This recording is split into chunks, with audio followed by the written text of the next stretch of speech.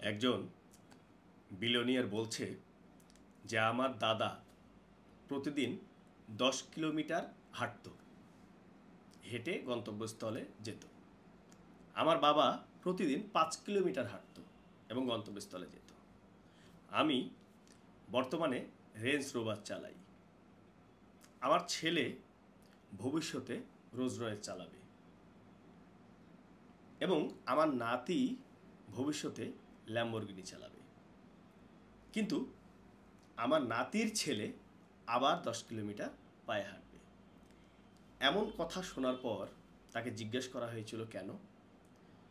তখন তিনি উত্তরে বলেছিল যে খারাপ সময় মানুষকে শক্তিশালী তৈরি করে এবং শক্তিশালী মানুষ ভালো সময় তৈরি করে এবং ভালো সময় দুর্বল মানুষ তৈরি করে এবং দুর্বল মানুষ খারাপ সময় তৈরি করে। ধন্যবাদ সবাই।